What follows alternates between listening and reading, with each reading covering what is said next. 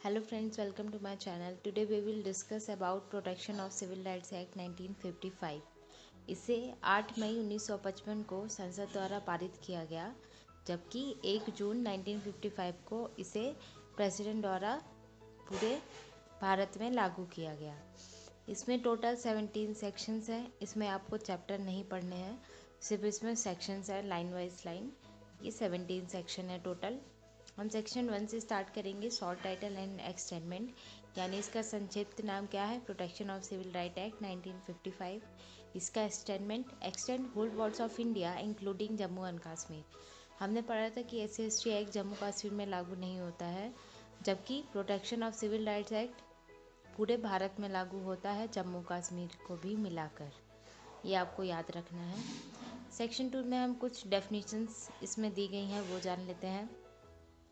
जैसे कि section 2A में सिविल राइट्स को डिफाइन किया गया है, सेक्शन 2AA में होटल को डिफाइन किया गया है, सेक्शन 2B में प्लेस को डिफाइन किया गया है, सेक्शन 2C में place of public entertainment, 2D में place of public worship, 2E में शॉप है, और जबकि 2DA में प्रिस्क्राइब्ड है, और SC को डिफाइन किया गया है 2D-B में। ये इम्पॉर्टेंट सेक्शन है, आपको याद रखने हैं। यहाँ पे सिविल राइट्स का मतलब बेसिकली वो है जो हमें फंडामेंटल राइट्स द्वारा सेक्शन 17 में दिया जाता है, यानी इवोल्यूशन ऑफ अनटचेबिलिटी, उससे रिलेटेड है ये सिविल राइट्स। यहाँ पे भी इसका वही मतलब है। होटल से यहाँ कोई भी, जो अपन होटल जाते हैं कोई भी व्यक्ति, उसे यहाँ पे कहा गया कि होटल में जो सार्वजनिक स्थान है, यहाँ पे जहाँ पे सब जा सकते हैं, वहाँ पे कोई अनटचेबिलिटी यानी छुआछूत के कारण किसी के साथ भेदभाव नहीं करेगा। प्लेस में कोई भी प्लेस हो सकता है, चाहे वो घूमने का हो, कहीं जाने का हो, वहाँ पे किसी प्रकार का भेदभाव नहीं किया जाएगा। पब्लिक इंटरटेनमेंट हो गया, जैसे सिनेमा हॉल हो गया, सर्कस हो गया, कोई भी ऐसा प्लेस जहाँ पे लोग इंटरटेनमेंट के लिए जाते हैं, वहाँ पे किसी भी व्यक्ति को इवोल्यूशन ऑफ अनटचेबिलिटी यानी छुआछूत के कारण अगर कोई भेदभाव करता है तो वो इसके अंदर दंडनीय होगा। पब्लिक वर्शिप यानी पूजा स्थल, जहाँ पे सार्वजनिक लोग का पब्लिक स्थल है, जहाँ पे सब लोग पूजा करने जाते हैं, चाहे वो किसी भी धर्म का हो, वहाँ पे नहीं किया जाएगा। प्रिस्क्राइब में कुछ डिफिनेशंस नहीं है, ये सिर्फ संक्षिप्त है। शॉप में दुकान को डिफाइन किया गया है, SC को 2D में डिफाइन किया गया है। अब हम आते हैं सेक्शन 3 में। ये इंपॉर्टेंट था इसलिए मैंने आपको डिटेल में बता दिया। सेक्शन 3 में क्या कहा गया, punishment for enforcing religious disability, यानी इसका मतलब होता है धार्मिक जगहों पर अगर कोई किसी के साथ भेदभाव करता है तो उसके लिए दंड मिनिमम 1 मंथ है और मैक्सिमम 6 मंथ है, और इसमें 500 रुपये मिनिमम फाइन है और मैक्सिमम फाइन है 500 रुपीज़। जैसे कि अगर कोई व्यक्ति किसी को मंदिर में प्रवेश करने से मना करता है या फिर पूजा करने से मना करता है तो उसको सेक्शन 3 के अंदर दंडनीय किया जाएगा। अब हम आते हैं सेक्शन 4 में, punishment for enforcing social disability यानी सामाजिक निर्योग्यताएं। सामाजिक निर्योग्यता यानी सोशल डिसबिलिटी का मतलब होता है जैसे किसी को किसी होटल में घुसने न देना, उसके द्वारा यूज़ किया गया बर्तन जो भी उसने यूज़ किया है उसे यूज़ नहीं करना, उसे मना करना किसी भी जगह प्रवेश करने से, जुलूस में नहीं जाने देना, अगर कोई सामाजिक कार्यक्रम चल रहा है तो उसमें उसको प्रवेश नहीं दिया जाता, या फिर नदी, स्नान या सड़क जैसे जो पब्लिक से लोगों के लिए बनाए गए हैं उनका यूज़ करने के लिए अगर उसे कोई मना करता है तो वो सोशल डिसबिलिटी के अंदर आएगा, सामाजिक निर्योग्यताएं लागू होंगी। ये सिर्फ तभी लागू होंगी जब कोई व्यक्ति ऐसा जानबूझकर करता है क्योंकि वह नीची जात का व्यक्ति है या फिर छुआछूत के कारण ऐसा वो जानबूझ के करता है, तब ये दंड लागू किया जाएगा। सेक्शन 5 में हम आते हैं, punishment for refusing to admit person in hospital.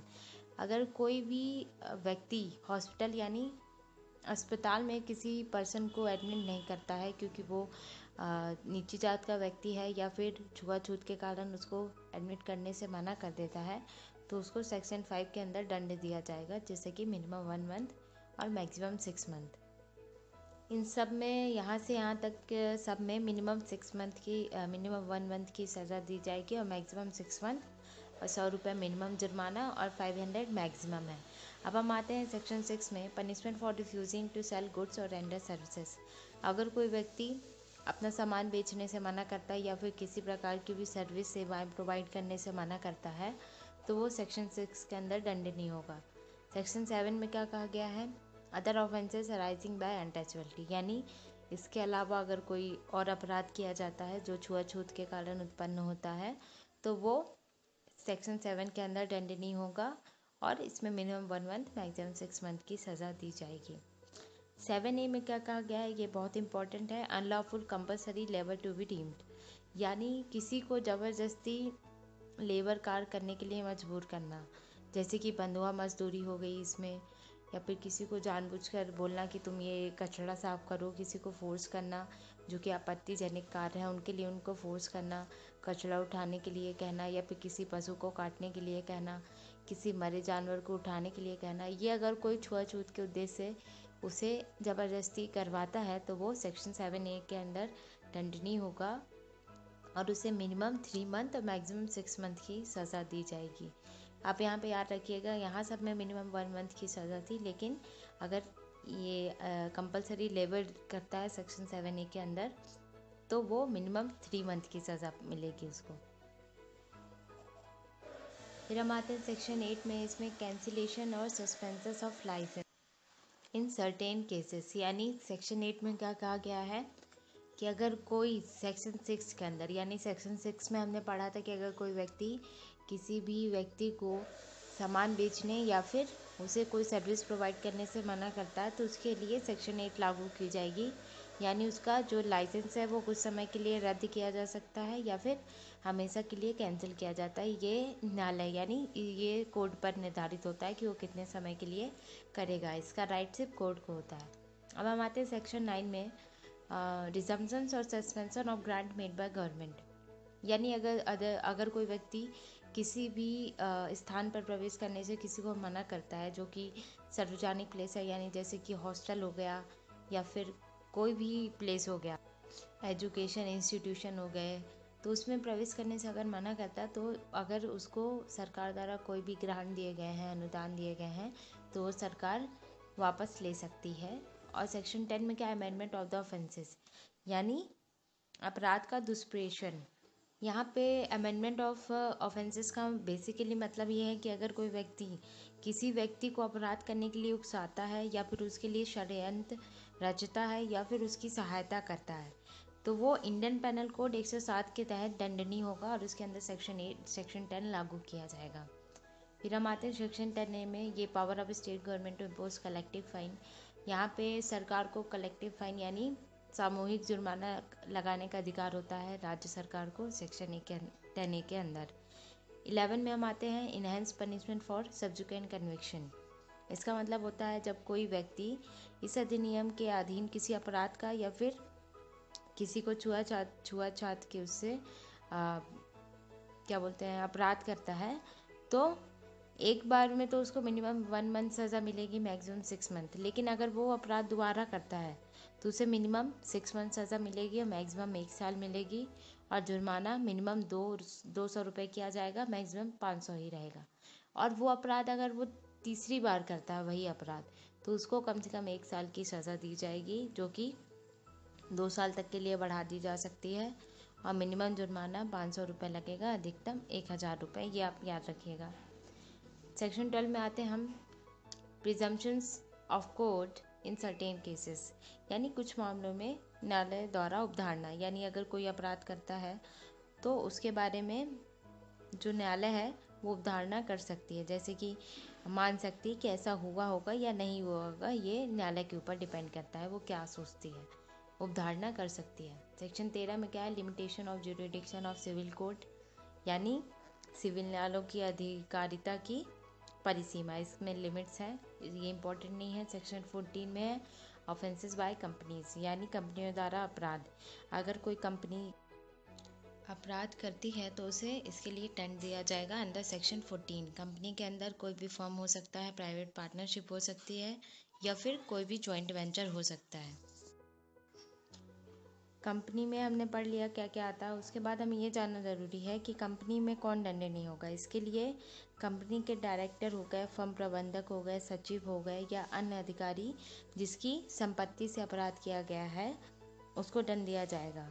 लेकिन अगर वो व्यक्ति ये साबित कर देता है कि जब ये दंड हुआ तब वो यहाँ पे नहीं था या फिर वो शामिल नहीं था, इसके बारे में उसे कोई जानकारी नहीं है, तो न्यायालय उसे कोई कोई दंड नहीं देगी। 14A में क्या है, protection of action taken in good faith. मैं आपको ये बता चुकी हूँ पहले भी। अगर कोई व्यक्ति सद्भावनापूर्वक कोई कार्रवाई करता है जो कि केंद्र सरकार या राज्य सरकार का कर्मचारी है, तो उसे अपराध नहीं दिया जाएगा। 15 offences to be recognised and summary. इसका मतलब क्या होता है कि जो प्रथम श्रेणी के न्यायिक मजिस्ट्रेट होंगे और या फिर महानगर में महानगर मजिस्ट्रेट जो भी होगा, वो किसी भी अपराध के बारे में पहले पूरा जानकारी प्राप्त करेगा, उसकी पूरी संक्षिप्त समरी बताएगा, उसके बाद ही जो एक्शन होंगे वो लिया जाएगा। सेक्शन 6 में क्या है, act to override other laws, यानी ये सब लॉ से सर्वोपरि होगा। यानी जब तक कोई और लॉ कानून लागू नहीं होता है तब तक सिविल प्रोटेक्शन राइट के अंदर किया गया अपराध के लिए ये एक्ट सबसे सर्वोपरि होगा। 16A में क्या है, अगर कोई 158 अप्लाई नहीं होना, यानी इंडियन ऑफेंसेस एक्ट जो 1958 है वो लागू नहीं होना। 16B में है power to make rule central government, यानी सेंट्रल गवर्नमेंट को रूल बनाने का अधिकार 16B में दिया गया है। ये बहुत इंपॉर्टेंट है। 16B आपको याद रखना है। इसमें केंद्र सरकार कानून बनाती है, राज्य सरकार उसके हिसाब से लागू करती है। इसके लिए सदन में दोनों जो हाउसेस है उसमें बिल रखा जाता है, वो 30 दिन के समक्ष के लिए दोनों सदनों में रखा जाता है। सेक्शन 17 मैंने नहीं लिखा है, वो उतना इम्पोर्टेंट नहीं है, आपको ये बेसिक मेन एक्ट याद रखने हैं। सो प्लीज़ अगर आपको कोई दिक्कत होती है तो कमेंट करें and keep watching my videos and please like and subscribe for more videos.